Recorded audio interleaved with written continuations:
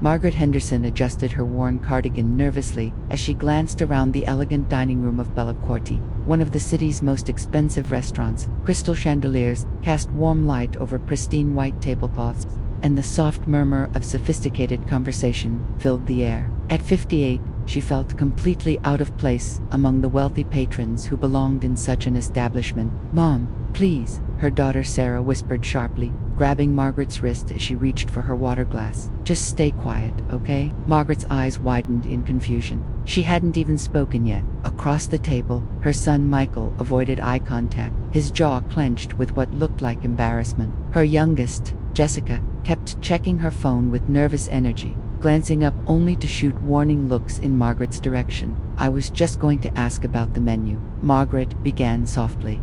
All three children hissed in unison, causing nearby diners to turn and stare. Margaret's cheeks burned with humiliation. Never in her life had her children spoken to her this way, especially not in public. She folded her hands in her lap, trying to make sense of their bizarre behavior. When the server approached with bread baskets, she started to thank him. "Mom, stop," Michael interrupted firmly. "We told you to stay quiet." The server raised an eyebrow and moved on quickly. Margaret felt tears prick her eyes as she watched other families at surrounding tables enjoying normal conversations. Elderly couples shared stories over wine. Grandparents laughed with their adult children.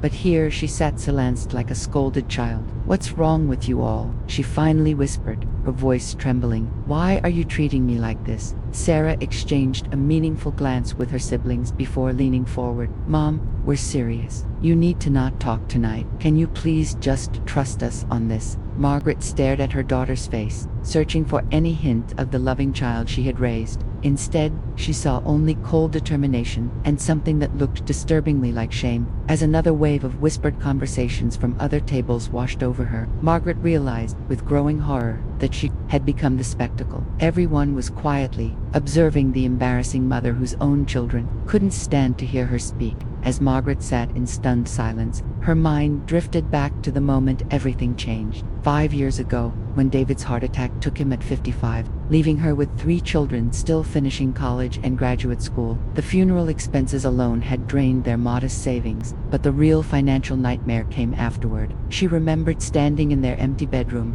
David's life insurance check in her trembling hands, $12,000. That was all that stood between her family and complete financial ruin. Sarah was in her final year of law school at Northwestern.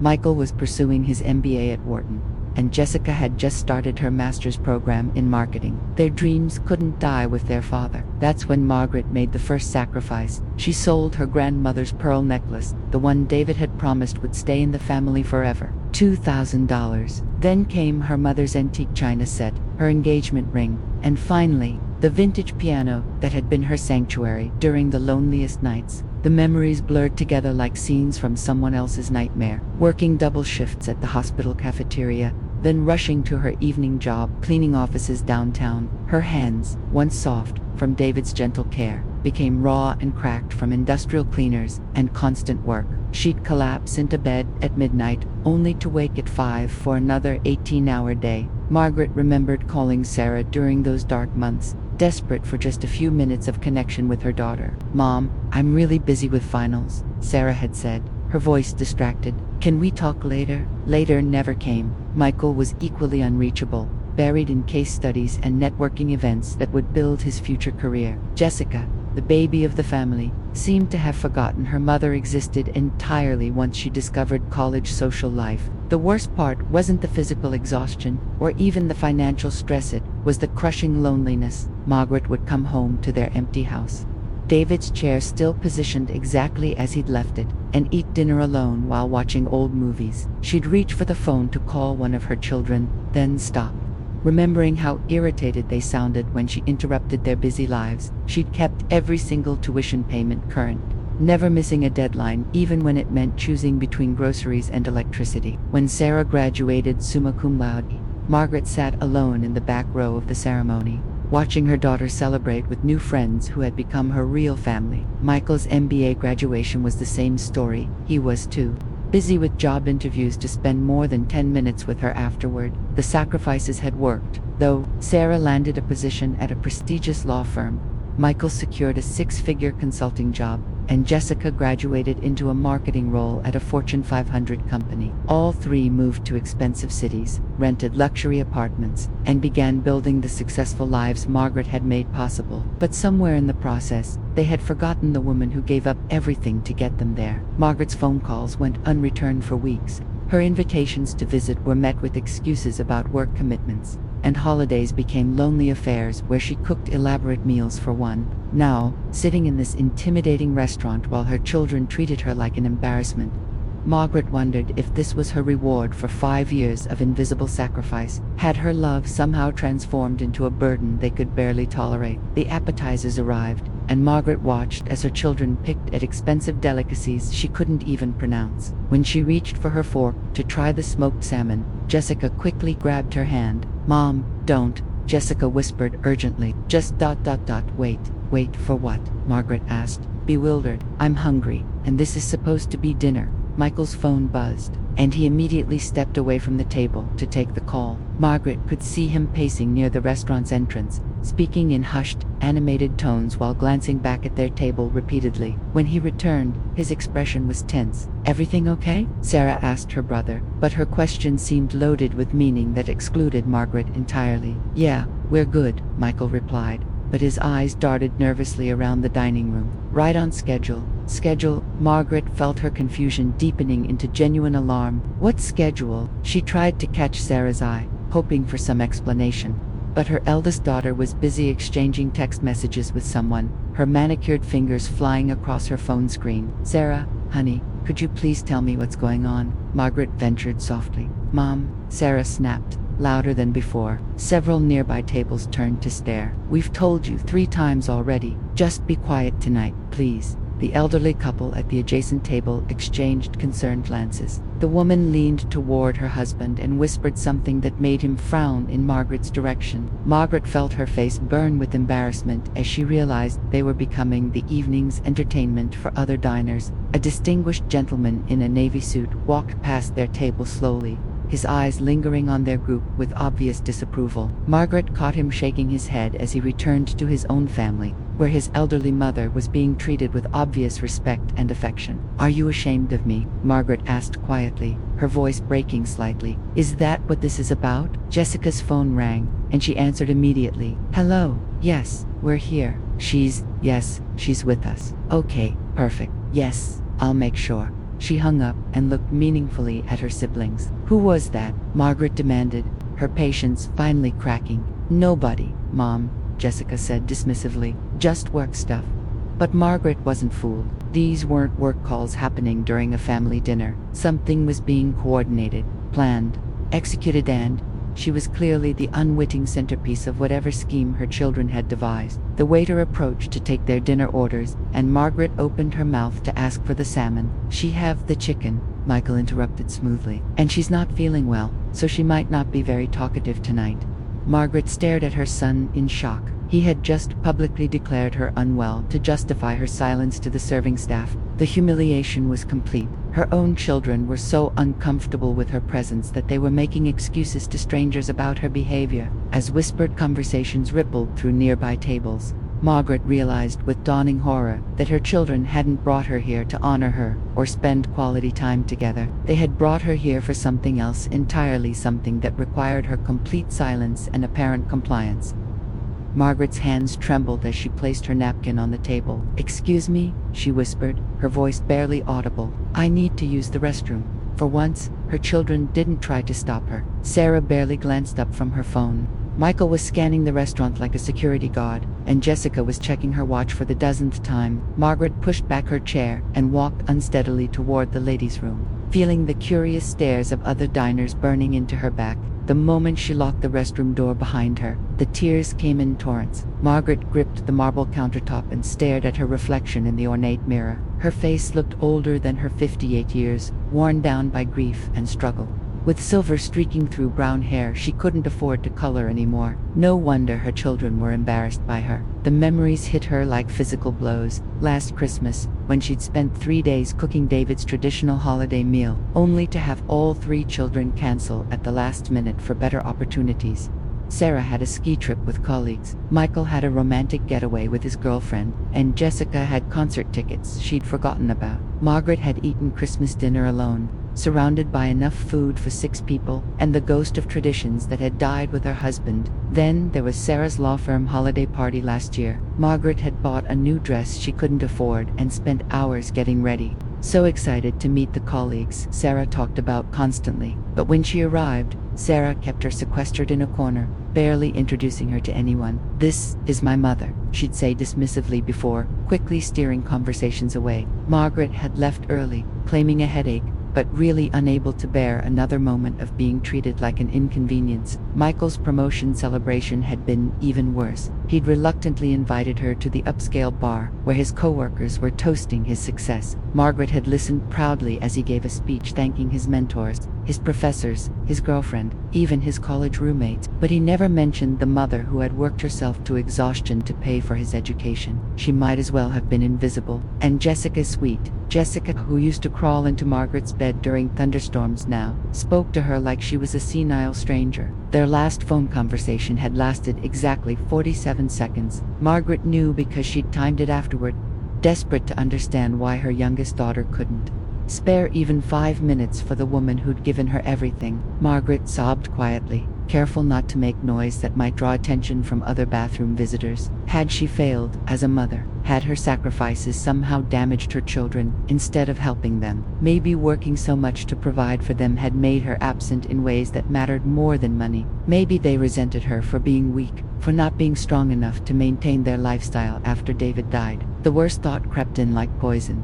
Maybe they had brought her here tonight to tell her they were done with her entirely. Maybe this expensive dinner was their way of saying goodbye before cutting her out of their lives completely. Perhaps they'd even discussed it among themselves, how embarrassing Mom had become, how much easier their lives would be without her neediness and constant reminders of their modest beginnings. Margaret wiped her eyes and tried to compose herself, knowing she couldn't hide in the bathroom forever, but she genuinely didn't know if she had the strength to return to that table and endure whatever humiliation awaited her. Margaret squared her shoulders and walked back to the table with newfound resolve. She had spent 5 years being invisible, accommodating, and understanding. Tonight, that ended. Her children looked up as she approached, their expressions a mixture of relief and anxiety. "We need to talk," Margaret announced firmly as she sat down. "Right now. I want to know exactly what's going on here, Mom."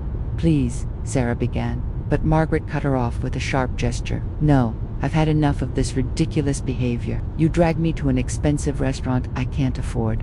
Tell me to stay quiet like I'm a misbehaving child, and treat me like I'm some kind of embarrassment. I deserve an explanation." Jessica's eyes went wide with panic as she checked her watch again. "Mom, you really need to just trust us for like 10 more minutes. Please, just 10 minutes. 10 minutes until what?" Margaret's voice rose slightly, causing heads to turn at nearby tables. "What happens in 10 minutes that's so important I can't speak until then?" Michael's phone buzzed frantically, and he answered it without hesitation. "Yeah, she's back." "No, she's not. She's asking questions." "How much longer?" He listened intently, then hung up with obvious frustration. "Who was that?" Margaret demanded, "and don't you dare tell me it was work." "What kind of work call happens during a family dinner at 8 o'clock on a Tuesday night?" The elderly woman at the next table leaned toward her companion, whispering, "Those children are treating that poor woman terribly. Should we say something?" Margaret caught the woman's words and felt her humiliation deepen. Perfect strangers were witnessing her children's disrespectful behavior and feeling sorry for her. The realization hit her like a slap. "That's it," Margaret said, reaching for her purse. "I'm leaving. Whatever game you 3 are playing, I want no part of it." "Mom, no." All 3 children spoke simultaneously, their voices urgent and desperate. "You can't leave now," Jessica pleaded, grabbing Margaret's arm. "You absolutely cannot leave right now." "Watch me," Margaret said, standing up and pulling her arm free. "I've spent 5 years sacrificing everything for you 3.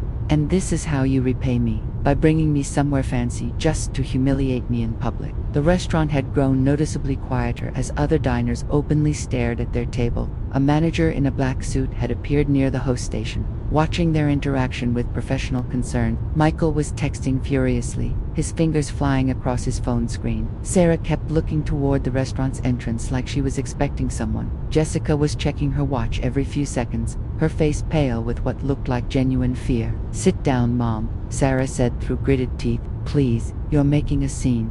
"I'm making a scene." Margaret laughed bitterly. "You three have been acting like lunatics all evening, and I'm the problem." The tension at their table had reached a breaking point, and Margaret could feel the entire restaurant watching their family drama unfold in real time.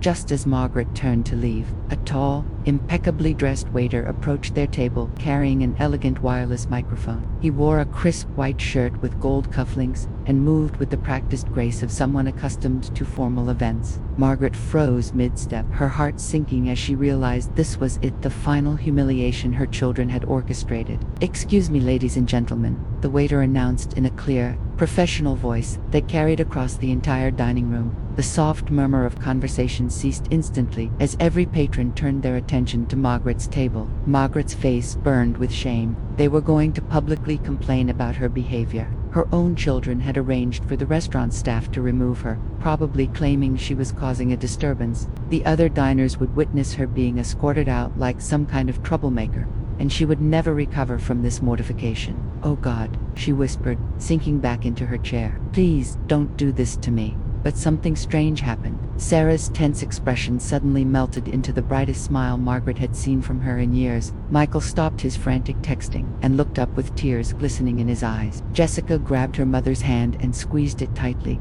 her earlier panic replaced by barely contained excitement. Margaret stared at her children in complete bewilderment. Moments ago they had been treating her like a burden, and now they looked proud, happy. Their transformation was so sudden and complete that Margaret wondered if she was hallucinating from stress. The waiter adjusted his microphone and cleared his throat. "Good evening, everyone. Thank you for your attention. Tonight, Bellacorti Restaurant has the honor of making a very special announcement that involves one of our distinguished guests." Margaret's confusion deepened. Distinguished guests. She glanced around the elegant dining room, trying to spot whoever the waiter was referring to. Perhaps there was a celebrity she hadn't noticed, or maybe a local politician having dinner nearby. The entire restaurant had fallen silent, except for the soft classical music playing in the background. Even the kitchen staff had gathered in the doorway to listen. Margaret felt exposed under dozens of curious stares, but her children seemed completely unbothered by the attention. "Mom," Sarah whispered, her voice thick with emotion, "look at me." Margaret turned to face her daughter, searching her eyes for any clue about what was happening. For the first time all evening, Sarah's expression held nothing but pure love and anticipation. The waiter raised his microphone higher, and Margaret braced herself for whatever public humiliation was about to unfold, even as her children's inexplicable joy made her wonder if everything she thought she understood about this evening was completely wrong. The waiter's voice rang clear and warm across the hushed dining room. "Ladies and gentlemen, it is my tremendous honor to announce that Mrs. Margaret Henderson has been selected as this year's recipient of Bellacort's annual Mother of the Year award."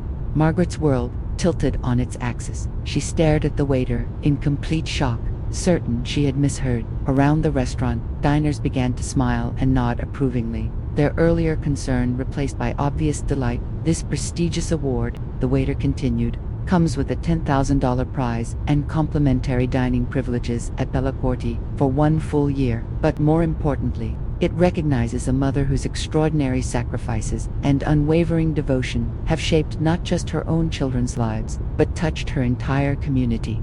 Margaret's mouth fell open. $10,000. Free meals for a year. This had to be a mistake. She looked desperately at her children, expecting them to correct the error, but instead found 3 faces beaming with pride and barely contained excitement. "The nomination for Mrs. Henderson," the waiter went on, "was submitted by her 3 children, who spent months gathering testimonials from her former employers, neighbors, and community members. Let me share just a few of the remarkable stories we received." Sarah stood up slowly, tears streaming down her face. "Mom, we nominated you 4 months ago. We've been planning this surprise ever since. We contacted everyone," Michael added, his voice thick with emotion. "Your old boss at the hospital cafeteria told us how you worked double shifts and never complained, even when you were so exhausted you could barely stand. Jessica squeezed her mother's hand tighter. Mrs. Patterson from next door wrote a 3-page letter about how you shoveled her driveway every winter and brought her groceries when she was sick,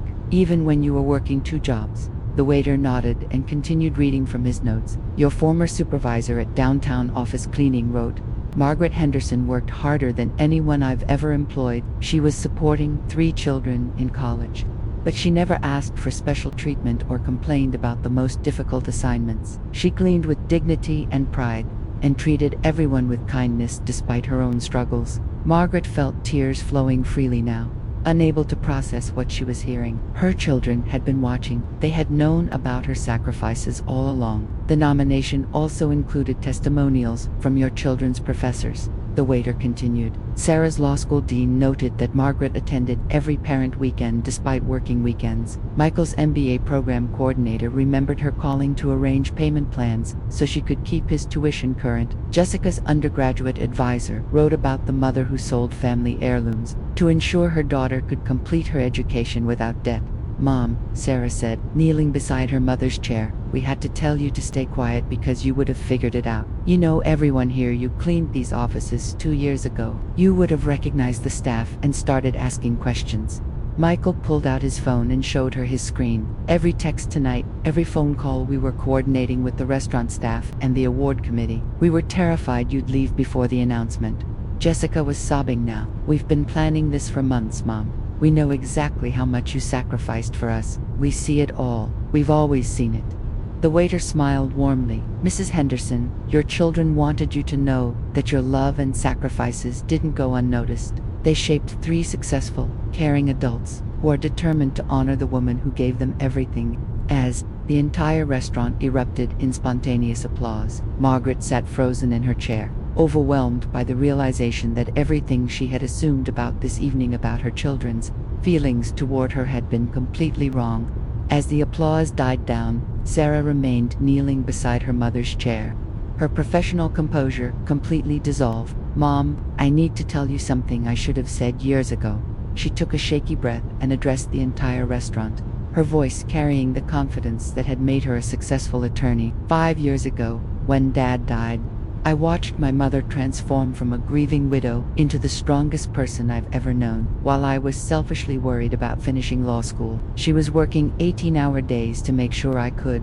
Margaret stared at her daughter through her tears, seeing past the polished exterior to the vulnerable young woman who had once cried in her arms after bad dreams. I took a second job at a legal aid clinic to fund tonight, Sarah continued. It felt like the least I could do after watching her sell grandma's pearls to pay my tuition. Mom, I kept those pearls. I bought them back from the pawn shop 2 years ago, and they're waiting for you at home. The restaurant was completely silent except for the soft sounds of moved diners wiping their eyes. Michael stood next, his tall frame towering over the table. I need everyone to understand something about my mother's work ethic, he said, his voice strong despite his tears. She didn't just work multiple jobs, she excelled at every single one. Her night cleaning supervisor told me she was the most thorough, reliable employee they'd ever had. She approached mopping floors with the same dignity most people reserve for corner offices. He turned to face Margaret directly. Every business principle they taught me in my MBA program, I had already learned by watching you, Mom. Integrity under pressure, leading by example, sacrifice for long-term success. You were my first and best business school. Margaret could barely breathe through her sobs. You all knew, she whispered. We knew everything, Michael said firmly. We knew you ate peanut butter sandwiches for dinner so we could have meal plans. We knew you walked for miles to work to save gas money for our visits home. We knew, Mom. We just didn't know how to tell you that we saw it all without making you feel like your sacrifices were a burden on us. Jessica stood last, her young face streaked with tears and raw emotion. I'm the worst one, she said, her voice barely above a whisper. I'm the baby, so I got to see the most of what you went through, and I was the least grateful. She turned to address the restaurant, her voice growing stronger. My mom used to stay up until 2 in the morning helping me with projects over video calls, even after working all day. Then she'd wake up at 5 to start her morning shift. I pretended I was too busy with college life to call her back, but really, I was ashamed. Ashamed of what? Margaret asked, her heart breaking. Ashamed that I couldn't help you, Jessica cried. ashamed that I was living in a nice dorm eating dining hall food while you were eating crackers for lunch, ashamed that my friends had normal families with normal problems, and I had a superhero mother who was quietly falling apart to keep us together. She knelt beside Sarah, both daughters now flanking their mother. I avoided your calls because hearing your voice reminded me how selfish I was being. Every time you asked about my day, I remembered that your day was infinitely harder than mine, and I felt like a spoiled child. Michael leaned down and placed his hands on his mother's shoulders. We spent 3 years learning how to be successful adults, Mom, but we never learned how to properly thank the woman who made it all possible. That's what tonight is about. This award isn't really from the restaurant, it's from us. We couldn't find any other way to tell you that we see you. We've always seen you, and everything we are is because of who you are. The emotional weight of their words hung in the air as Margaret looked into the faces of her 3 children and finally saw what had been their all along, not shame or embarrassment, but overwhelming love and gratitude they hadn't known how to express. Margaret's composure finally shattered completely. 5 years of suppressed grief, loneliness, and doubt poured out of her in waves of overwhelming relief. She reached out with trembling hands, pulling all 3 of her children into a fierce embrace that seemed to heal years of misunderstanding in a single moment. I thought you were ashamed of me, she sobbed against Sarah's shoulder. I thought I had failed you all. Never, Michael whispered fiercely, his strong arms encircling his mother and sisters. You never failed us, Mom. We failed you by not finding a way to show our gratitude sooner. Around them, the entire restaurant had become an audience to their private reconciliation. The elderly couple who had worried about Margaret earlier were openly weeping. The distinguished gentleman who had frowned at their table now smiled through his own tears, his arm protectively around his elderly mother. Even the restaurant staff had gathered to witness this extraordinary moment of family healing. I was so lonely, Margaret confessed, her words muffled by tears and the warmth of her children's embrace. I thought you'd grown beyond needing me, that I'd become just an obligation you tolerated. Jessica pulled back to look into her mother's eyes, her young face fierce with determination. Mom, you're not an obligation. You're our hero. You're the reason I work as hard as I do, because I learned from watching you that nothing worthwhile comes easy. Sarah nodded emphatically, still clutching her mother's hand. Every client I fight for, every case I win, it's because you taught me that protecting people you love is worth any sacrifice. You showed me what real strength looks like. The applause began spontaneously from a table near the window. A family with teenage children who had been watching with rapt attention. It spread quickly through the dining room as other patrons rose to their feet, honoring not just Margaret's award but the raw, honest love they had witnessed between a mother and her children. Margaret looked around the restaurant through her tears, seeing faces full of respect and admiration instead of the pity and concern she had imagined earlier. These strangers weren't judging her, they were celebrating her, moved by a story that reminded them of their own mothers, their own families, their own capacity for both sacrifice and gratitude. I love you all so much, Margaret whispered, pulling her children close again. I would do it all again, every single day, every single sacrifice. We know, Michael said softly, and that's exactly why you deserve this recognition. That's why we needed everyone to see what we see when we look at you. As the standing ovation continued around them, Margaret finally understood that love doesn't always look like she had expected. Sometimes it works quietly behind the scenes, planning surprises, gathering testimonials, coordinating with restaurant staff, and fighting to honor the people who matter most. Her children's love had been there all along, not absent, just different from what she had imagined.